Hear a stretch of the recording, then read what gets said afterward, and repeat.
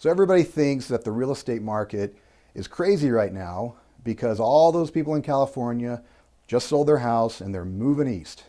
Well, that is a little true, but there's more to it than that. I'm Matt Stone Sr. and I'm with the UtahRealEstatePros.com, and today we're going to talk briefly about what's causing such a competitive real estate market. And real quick, I make these videos so that when people out there have questions about real estate, but maybe they aren't ready to talk to a real estate professional, they can hopefully get some of their answers by watching these videos. So if you have a question or a topic that you'd like me to make a video about, please put it in the comments or send me a message and I will do my best.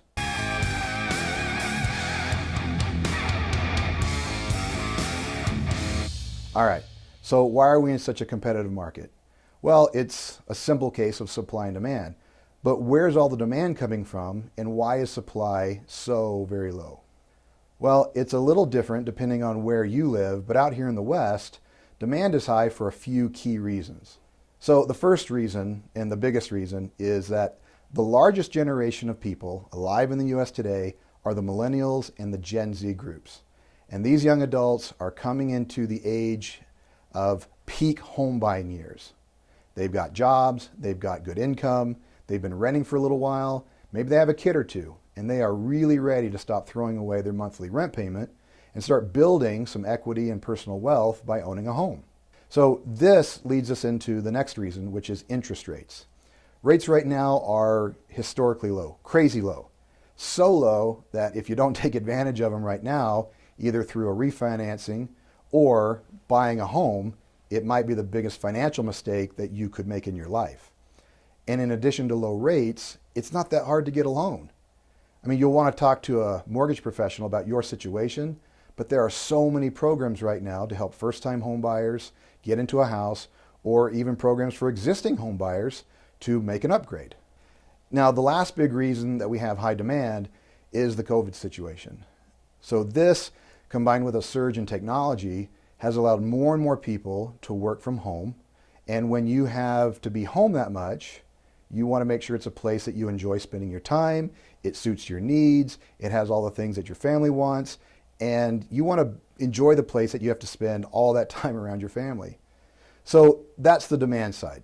And of course, there's all kinds of other factors, but those are the big ones that are driving this huge demand for houses right now. Now on to the supply side. Supply is low, way low, record-setting low. And here's why. In America today, there has been far less turnover of homeowners as they've chosen to stay in their existing home. This is mainly the case in second and third homeowners, but because of conditions in the world right now, people just don't want to make a move, especially when they like the home that they're in now. I think some of it's uncertainty of what's going to happen in the next year or two, but a big factor is that they have the option to refinance a home that they like, maybe make some upgrades so that they love it, and have a lower monthly payment. In my area of the West, out here in Utah, existing homeowners are very reluctant to sell what they've got just so they can move into a bigger or a newer house when it's going to cost them so much more than they're currently paying. So this leads us to the next big reason why supply is so low. With fewer people selling their homes, this has put all the pressure on new construction builders to fill the need of all these millennial and Gen Z buyers. And they just really can't build fast enough. I know that they're trying, but the process of buying land, getting permits, having enough labor to fill their construction crews, and then doing a really good job of building a house takes a lot of time. I think we're going to catch up eventually, but it could take a few years, maybe even 4 or 5. So there you go. I hope this answers some of the questions of why the market is where it is. And of course, we could discuss this in much more detail. If you'd like to, I'm always available to talk on the phone or in person. So please reach out to me if you have any questions. And until next time, happy house hunting.